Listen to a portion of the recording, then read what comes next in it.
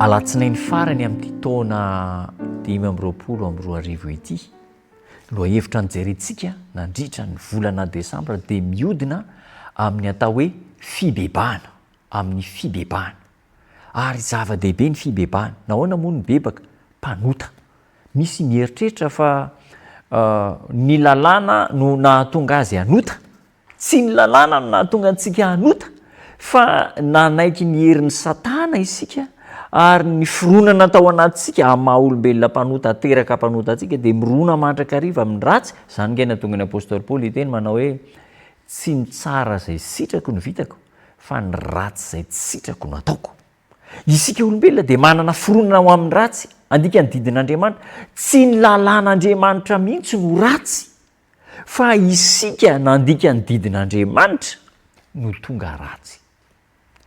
Inona no asan'ny lalàna?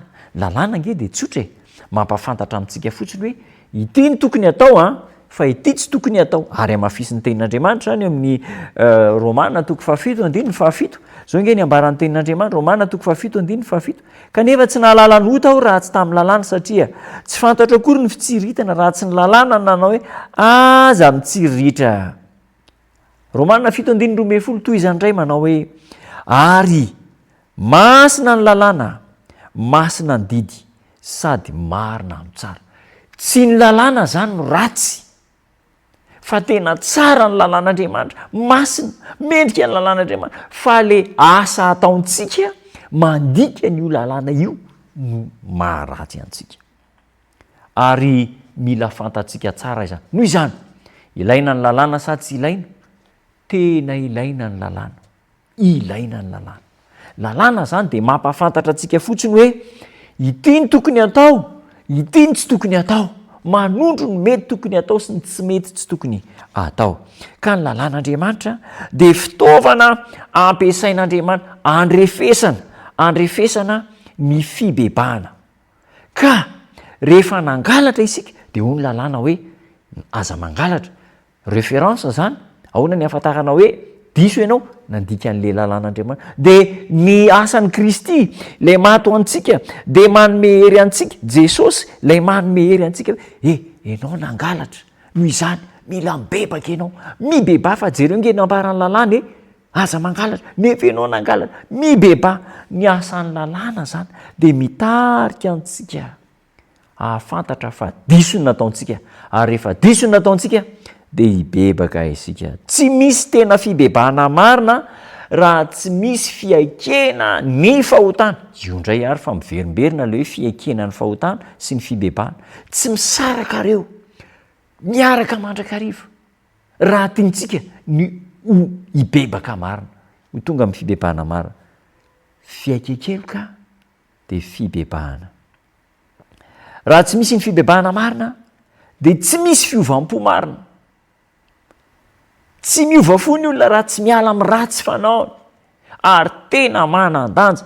Tsy hitako izay hevitra ahafahana milaza amintsika ny mahasarobidy, ny mahagoavana eo amin'ny fiainana kristianina an'izany teny izany, fibebahana. Efa faratampony izany ambara amintsika izany. Ka tsy misy ny fibebahana marina raha tsy misy fiovam-po.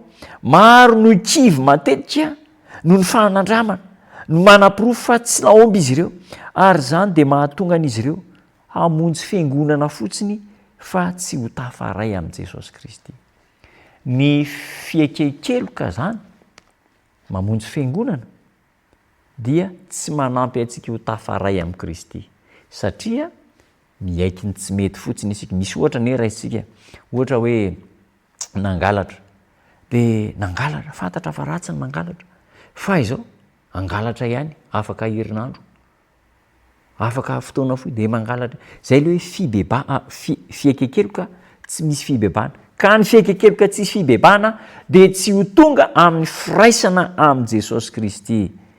Fibebahana marina avy amin'ny fahafantarana ny lalàna fa diso dia mitarika antsika ho any amin'ny fiaikekeloka, dia mitondra antsika ho any amin'ny fibebahana, ny firaisana amin'i Jesosy Kristy. Ry namako, mahafinaritra zany lesona zany raha raisina am-po, satria miteny amintsika amin'ny fomba feno fitiavan'Andriamanitra mba hitondra antsika ho any amin'ny fiaikekeloka ny fibebahana ary ny fiovam-pomarina. Dia ny fivavahana kristianina arantsika, kristianisma zay anarantsika arantsika, dia tena ho faresen-dahatra anaty fa miaraka amin'ny Kristy isika. Ivavaka isika. Sotra Jesosy ny afatra sarobidy omenao anay, taio izahay, ampio omeo hery mba hahatsapa ny fahadisoana sy ny adalàna vita, ka hitodika isan'andro any aminao, hibebaka ka hanana fiainam-baovao. Taio ny tsirairay avy aminay, arovo ny tokantranonay, mangataka trano izahay sy trano marary, ampahirezo ny ketraka, toano hery ny zanakao rehetra amin'ny anaran'i Jesosy Tompo. Amen.